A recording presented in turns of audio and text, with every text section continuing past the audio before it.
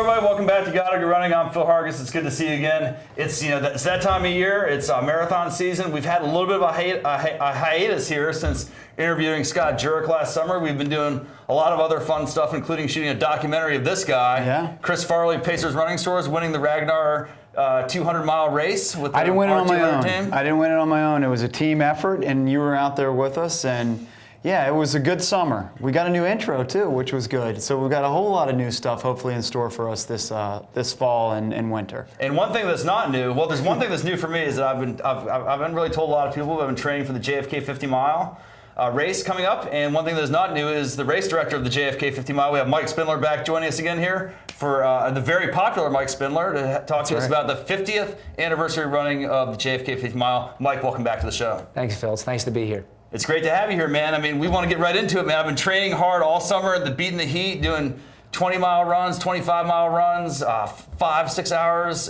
50 Ks. I'm ready for this race, man. I want to know what's going to be going on November 17th when we start off with the JFK 50-mile race here. Well, you and about 1,000 of your closest friends, who you don't know that you're friends yet, but you will get to know them on November 17th. I've been training diligently, and we're just very excited about the 50th annual JFK 50 mile. It's like one of those things, a distance runner putting together day after day, and all of a sudden you look up and you go, my goodness, look how long I've been doing this. And that's how it is kind of with this race. Buzz Sawyer did it for 30 years and then handed the reins over to me, and all of a sudden you wake up and you go, I've been doing this for 20 years. And but we've got a great field coming, a lot of outside the running world of media attention has been tuning into the event this year because of the tie-ins, of course, with the Kennedy family and with the Roosevelt family before 50 years prior to Kennedy. But and we've got some great world-class runners coming. But we're in the final preparation stages, and we're ready to go. Well, let's give the viewers a little bit of background. I know we got into it last year, but just refresh our memories. And there's a very rich, 50-year history of the JFK race. I mean, how did that get started? Well, real quick, in a nutshell, John F. Kennedy, who was a very robust and physically fit president, and he wanted to get the country back working on their physical fitness, and it was his idea. He was a big student and follower of Teddy Roosevelt. And 50 years prior to John F. Kennedy, during Teddy Roosevelt's administration, he had required his military officers to cover 50 miles in a 20-hour span of time to maintain their commissions. In other words, they couldn't do that, out they went. And John F. Kennedy was curious of how many of his military officers in that era, the early 1960s, would still be able to fulfill that Roosevelt-required stipulation. So it was a challenge initially to military officers, and it trickled down into the enlisted men, and then it spread out to the general public as well. Actually, in the spring of 1963, there was JFK 50-mile challenge events held around the United States, hundreds of them, and on military bases throughout the world. Now, the one in Washington County was not unique. It was one of the hundreds. But after Kennedy was assassinated in November of 1963, most of the events were never held again. The one in Washington County was held again in 1964 and renamed, instead of the JFK 50-mile challenge, the JFK 50-mile memorial. And it's continued for 5 decades since. Wow. Well, let's talk about what Phil can expect. That's a great history lesson. He's going to be out there, and I've run it before. It was one of the most inspiring races that I've ever done. I've run a lot of marathons, different than a marathon. Let's talk about the course and what Phil can expect out there.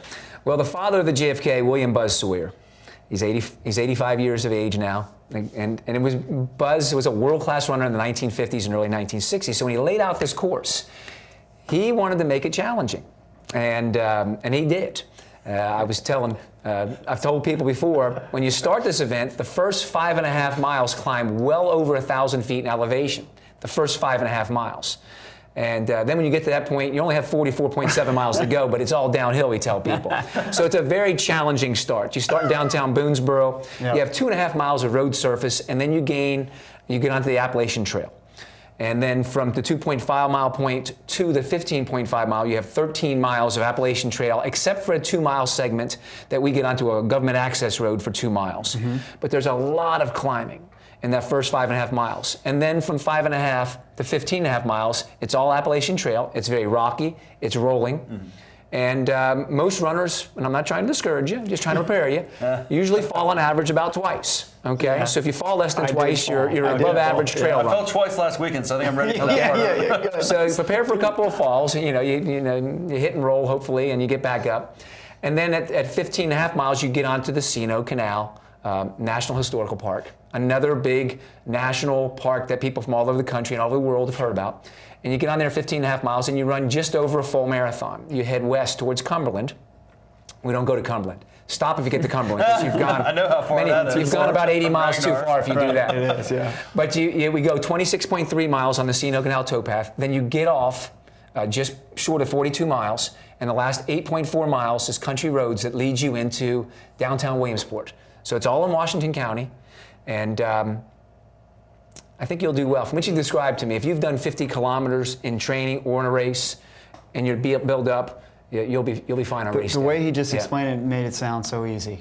He didn't even talk about all the times you get to stop and eat along the way. I mean, I know that one thing I've learned is through my practices and through my coaching is that you really do need to take your nutrition very seriously for the guys, for those of us that will be pushing the cutoff envelope there, because you do need to stop and you need to eat, you need to consume what your stomach is capable of handling in addition to like gels and Gatorade. There's a lot of other things and options that are available to you at these aid stations. Well, not to overcoach the people or anything like that, but the human body, you can generally carry 20 miles worth of glycogen. Okay, so in the marathon, you're trying to bridge that 6-mile gap. 150 miles, you got 30 miles to bridge. So you have to put calories in during the event. We've got 14 fantastic aid stations that are manned primarily by high school students, high school cross country and track runners who come out there, and they're great cheerleaders to boost your spirit, but they also give you all these great nutritional items that you'll need. So it's something you have to practice. You got to practice eating on the run. But it also breaks the race up into these aid stations. So we tell people, don't focus on the 50-mile distance. Focus on just getting to the next aid station. And it'll be clearly marked. Each aid station will tell you how far you've gone and how far to the next aid station. So just bridge the gap like that. The aid stations on average come about 5 kilometers apart. And so most people find they do it like that. And we've joked that people sometimes spend too much time at the aid stations. They actually gain weight during the 50 miles. But whatever's necessary. But you definitely can. I mean, that's a serious concern. If you do spend too much of the time at those aid stations and you're pushing that envelope, you do run the risk of getting caught. Well, there's a 12-hour time limit. And if you're cutting it close, you got to be aware of that. Because there's time cutoffs all along the way, yes. And one of the things I've also realized, I mean, not only are the aid station volunteers important to like handing out food, making sure you get the proper nutrition, but they are really great for morale boosting. I mean, they encourage they bring you on, the energy. they keep you going. I mean, they really do help you, propel yourself through. Is that something you coach these high school kids up on, or do they just bring a lot of energy? Well, I'll tell you what, they get into, these kids are runners. And, I've been doing this for 20 years now, and I've seen them come back to me, hey, Mr. Spindler, do you remember me? It'll be a high school kid who got introduced to the event as a 14-year-old handing out sports drinks at the aid stations. And then they'll come back to the event when they're 24, 26, or 28 years old and do the event. And so they're into it. And we also we're a race with a lot of statistics, the race program, and we pride ourselves on finishers rate, okay? Now, who considers that a victory? The people working in the aid stations. If we set a new record for the highest percentage of finishers, then that's their victory. Did a good job. So they're trying to keep you in the event, you know? And it's really a great experience for those kids, because some of them, they've been to high school cross-country races, seen 14, 15, 16-year-olds. All of a sudden, they're out here seeing these 40s, 50s, 60s, 70s. We've had an 80-year-old man finish the event, and they're going, wow, so they're inspired. So they have a great day. They're out there having a lot of fun, and but everybody does. So this is the 50, it's amazing that this has gone 50 years. You guys got anything in store for the 50-year, or is it just more, just the regular stuff for... Well, we've modeled many things in the JFK after the Boston Marathon. And I ran the 100th Boston Marathon back in 1996, and we kind of looked at that. And we're going to celebrate it with a post-race celebration that we've never had before. We've changed the medal from pewter this year to gold for the 50, the 50th year. And but still, it boils down to a foot race, okay? We're going to celebrate it, and it'll be a celebration, but there's still going to be people out there trying to set records, and trying to beat the time limits. So we're going to have to be, it's rules are rules. So even though it's the 50th, if Phil's close to a time cutoff and he's a buddy of mine, I'm still going to have to say, the Turk came in and you missed the time cutoff, okay? But no, and we're going to have some people. We're in communication with a number of people from the Kennedy family and from Teddy Roosevelt's family, because they take great pride in this as well. The Teddy Roosevelt family, because Kennedy brought back the Roosevelt criteria. And So yeah, so those families That's are great. celebrating, and it's really, it's more like it's 100 years of history if you go back to Roosevelt that we're celebrating around there. It's for this, because some people still call it. If you talk to people of a certain age, they'll call it the Roosevelt 50 miler, not the Kennedy 50 miler, because he was the first. Yeah. Well, you talked initially about some of the elites. Talk about those guys. Oh, my. Who we got? Because I know we've got some really competitive, fast people in this. And we've had a great history of world-class runners in the JFK Yeah. over the decades. The local legend, Mike Wardian, who won the race in 2007, and last year became the second fastest JFKer in history. But this year may be the best of all time. Max King, and what an appropriate name for a runner. I mean, in Hollywood, if they were making that name up, but Yeah. Max King, and his nickname in college was Maximus, is coming, and he's a 2:14 current. He ran 2:14:36 at the Olympic trials back in January. Wow.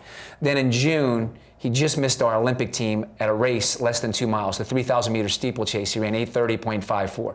He is a world-class runner at everything from 3,000-meter steeplechase to 100 kilometers. He just Wow. recently won the Race of Champions, ultramarathon, 100 kilometers. He's coming to the JFK. And, you know, he hasn't been wearing on his sleeve, but we highly suspect that the course record is what he's going after. Wow. And speaking of course record holder, Dave Riddle, who obliterated the course record last year, 5 hours, 40 minutes, and 45 seconds. The previous course record of 5:46:22 had stood for 17 years, and nobody had come within 3 minutes of it. And we'd had some great runners come after that. So Riddle's back, and I'm sure he's not going to hand his title to or his Max. record over to Max Right, because right. Max, you have this great resume. Right. So those two guys jump out, and then very quietly, and I'm going to kind of out him a little bit, the Yeah. 2010 champion, Brian Dumb, the first military man to ever win the JFK. He did that in 2010. He skipped last year, didn't defend his title because he was trying to qualify for the Olympic trials at Chicago. But he's coming back this year, and he's very fit. And then on the women's side, Ellie Greenwood, who beat Ann Tracen's considered unbreakable record at the Western States 100 miler. She's coming to the JFK. Wow. And you know, she's a British citizen from Scotland. She lives and trains up in Canada, and she's coming down. Now, our women's record is a grand record as well, 6 hours and 29 minutes. You normally put you into the top 10.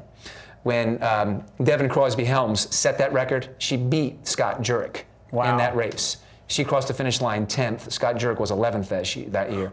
And that was just before Scott went over and finished second place in the World Championships at 24 hours and broke the American record. So that's a great record. But we highly suspect that Ellie Greenwood has got a real shot at taking the record down maybe 10 or more minutes. Wow. Now, she might not win the event, though, because there's a real local flavor. Emily Harrison, who ran 2:32:55 at the Twin Cities Marathon last year and then finished 30th at the Olympic Marathon Trials. She's going to be doing her first ultramarathon. And she's being guided and coached by Ian Torrance, who has been a part of the JFK for almost 2 decades and one of our elite athletes. He's been a runner-up in the event.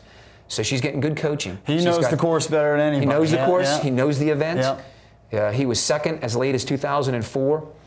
And she's got real talent. And real fast marathoners have done well in JFK over the years. Because once it's the first 15.5 miles is tough. But if you can get through those first 15.5 miles without getting beaten up and injured on the trail, then it's just distance. Then it's 34.7 miles of foot racing, and terrain is no longer a factor. So those are our 4 or 5 people in a nutshell. That we're really excited Best about field, having. I mean, that's as good as field as you've had. That's great. I said no disrespect to the fields of the past, and I'm even going back 30 years to me, but this is an amazing field. World-class athletes on the very top of their game. But last year's race is going to be hard to outdo. I mean, 5:46 is the course record, stands for 7 years. Mike Wardian runs 5:43 and gets beat. At 44.5 miles, you got 2 guys who are smashing the course record, and they're shoulder to shoulder in a war. And 2 great sportsmen, but there wasn't a whole lot of conversation between those guys. You know, there was like Riddle knew that I can't let him back in the race. I got to put him away. And of course, Mike is trying to hang on him, thinking, you know, if I can stay close enough to him, I'm a 2:17 marathoner. He's a 2:26 marathoner. Maybe I can outkick him. Yeah. But it was one of the greatest things. And I'm a little partial because I absolutely love the JFK. Been involved with it for 41 years now. But that was one of the greatest things in sports I've ever seen. 2 guys like that going at it.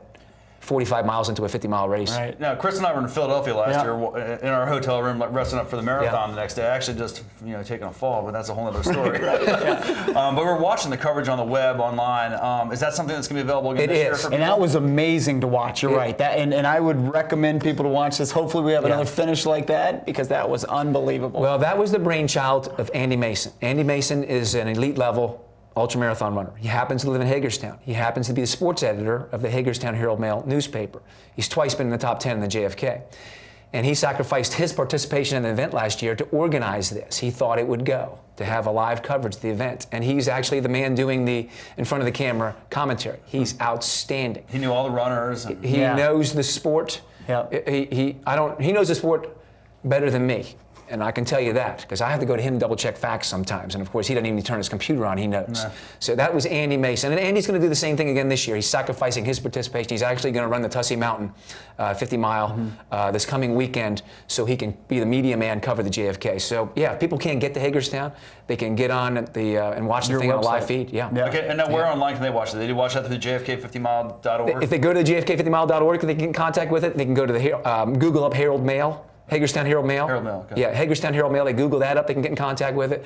But that's exciting. We had people all over the world watching it. Yeah, we great got stuff. it through that website, your website. It was great to watch. Yeah. Now, you didn't really mention to me international, other than LA, the elite athletes are participating. Yeah. What kind of international field do you? Well, the Canadian national team is coming down, but we've had a great Canadian contingent over the years. But we're bringing down their elites, their national team that competes in the World 100K Championships. I've talked to some Olympians. Now, we haven't signed them yet. We still have 5 weeks to go. Sometimes they hold their cards very close to their chest. And then, a Greek Olympian whose agent has contacted us.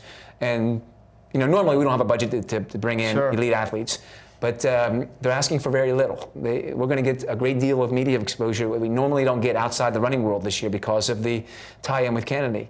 And so we're getting some elite athletes. So Max King might not be alone. He might have some other 212, 213, 214 marathoners chasing him up the towpath. Wow. And in the racing community, that's actually a good thing sometimes to have a little bit of competition up there at pace, pushing you at the front, I think. Yeah, I think last year, that's what, with Wardian and with Riddle last year, they weren't so focused on their suffering as they were of that natural instinct of racing. Right. I know I'm hurting, but this guy's coming on me, or that guy's right there. Yep. And that's generally what happens. When records are broke, it's normally because of 2 or 3 or more great athletes having great days, and they get caught up in the race. Yeah. Okay, now what kind of weather can I expect? I mean, typically around here, November is like pretty good weather. I mean, I think it should be ideal conditions, but Don't jinx. what's some of the crazy Don't stuff? jinx. I coach a number of. I'm the ultimate jinx, by the way, Mike. So if I call for snow, it's going to snow. Phil, I'm trying to clean up my language here in front of the camera, but I normally have a very vocabulary. But I will tell you this: I coach a number of adult athletes, and I coach a Catholic priest, and I coach an ordained minister as well. And these guys have been working real hard, saying their prayers that we get a good weather day. But we've had we've had days in the 70s where people were racing in singlets and shorts, and that was it, no gloves, and we were worried about them getting dehydrated. Right. We've had days when the snow was across the mountains, and the temperatures never got above freezing, and the wind chill factor hung around 0. So we're hoping it's somewhere in the middle, which is normally a typical, if you look at the National Weather Service, it's normally in the high 30s at the start, around 40 degrees, 35 to 40. The temperature rises during the day up until the mid 50s, and hopefully that's what we get. Okay. I'm knocking on wood that that's what we get. But we go, rain or shine, of course, snow. We've had craziness. Over 5 decades, you're going to have that happen. And but we'll go. So how many runners for a first time? What do they expect? It's not like a big Marine. It's not like Marine Corps marathon because I know you limit the field. We do limit the field. We have to turn away probably, if we just opened it up to people who were of the minimum age and signed the waiver and paid the entry fee, we'd probably be between 8,000 and 10,000 people. We can't. Well, I'm not saying that the race directors want to run 50 miles. Yes. I mean, it's crazy. Yeah. I'm not saying the race directors down the road, 50 years from now, won't be able to accommodate that, and the National Park Service would see it as a plus and not a negative. First of all, the National Park Service has been fantastic with us with this event, and we're very appreciative that they allow us to use their venues. But we had to devise a system, almost like, okay, I have a college that there's 100,000 people want to go to, we can only take 10,000 people in this college. So we came up similar to the Boston Marathon, a qualifying system. But we like to be an event that someone who has not done an ultra can do. So we have a qualifying standard as short as the marathon. Okay. And many of our people did qualify with the marathon qualifying time, and then are going to come in and do the JFK as their first beyond the marathon event. Okay, let's talk about that real quick. So I know what kind of training I've been doing, but like say somebody out there that's never run an ultra marathon, but has done marathons. How much more training do you think that the average 50 miler needs to make that jump from marathon to 50 miler? I think that's one of the reasons you're finding more and more people wanting to do them. Once they read what Ultra Running magazine, you go to ultrarunning.com, you can get training manuals and things like that. It's not that different. The volume of training is not that much different. It's just a different configuration. And actually, my personal feeling was it was easier to train for an ultra than it was for a marathon. You didn't have to do the high threshold anaerobic stuff, which is sometimes a risk of injury when you're doing those fast mile repeats and those hard tempo runs, but you did have to do the longer runs, okay? So let's say a marathon runner's longest run was 20 or 22 miles. Then it's gonna probably be 28 or 30 miles when he's training for a 50-mile event. And they incorporate that eating and that calorie intake method. You practice that in the event. But really, the overall mileage is not that much different. Most people, it's the same for a marathon as it is for 50 miles, just a different approach. And also the one thing for runners like myself, there's a lot of walking breaks and Absolutely. Your training as well. Absolutely. In addition to practicing the eating. The Max Kings, the Mike Wardians, it's going to be a foot race from the gun. Right. But for the 80+% of the field, there's going to be walking breaks involved, which we normally encourage them to do around the aid stations, because the last thing you want to do is run through an aid station and not put calories in. That's where you want to take a little break. It's a huge mistake. Yeah, huge mistake, yeah. You don't want to do it, yeah. But the overall mileage, and that's why we're getting more and more people. And the baby boomers, and you'll see, now we have the young guys doing it, which is great. The young people are looking for adventure sports. This is awesome, man. They want to do this. But the baby boomers too, who have been doing marathons for 10, 15, 20 years, are looking for a newer type challenge. The trail races, the ultras, something new, a little different, And the big city marathons aren't going away anytime quick, but these ultra events are getting very, very popular. Not just the JFK, there's a couple hundred of these events that are going around the country right now. It's exciting. It is. It's nice. The running on the trails and on the dirt's easier on the. It's definitely easier on the legs. I mean, I don't know about the rocks and the fall. I mean, that's kind of fun. It keeps it interesting. Just for a first time 50 miler, this will be my first race. What is some of the race etiquette I need to know out there on the course? That's a good point, Chris. I mean, Phil. I'm sorry. Chris has already done it. He's already proved himself. Yeah. He's been there, done that, as his dad did too. Yeah, that's right. That is about the etiquette too. Yeah. But really, it's good because especially on the trail, because that's really why we have to limit the size of the field. The trail is not a 4-lane, super highway they close down for the race. The trail is very narrow, the Appalachian Trail section. So it's generally you stay over towards the right, similar to the traffic conditions, so people can pass you on the left. And you generally try to stay single file when you can. And listen, it's 50 miles. The elites are going to crack from the gun and go. And everyone else, it's kind of a working situation. There's a great amount of camaraderie, too. Everyone wants to help everybody else get through it. We've got a great military contingent. There's generally between 35 and 40% of the field that are either active duty military or military veterans. And those guys have this, they leave no one behind. Right. And it's almost like, when you sprain an ankle, hey, listen, we're going to get that thing, we're going to get you back up, we're going to walk the soreness out of it, and you're going to keep going, you're going to be okay.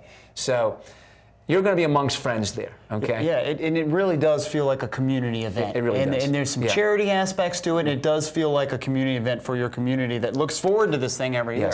Yeah. And it's not like someone's going to beat their brains out for 877th place instead of 876. Right. Not that we don't, because people still, they'll race to try to do PRs or to beat someone, whatever, but there's this great camaraderie just trying to get from Boonesboro to Williamsport, the most difficult way you can imagine in Washington County, and do it in less than 12 hours. Well, I have a personal story like that from my last 50K last summer, where I was kind of struggling there at the end and some heel issues, and one of the gals that was behind me, she picked me up at an aid station and did the last part of the race with me just to help me complete that portion of the race, which I can definitely relate to, helping others out. There's other times we have a chance to help people out with Gatorade or fluids on the course if they're struggling, especially in the heat.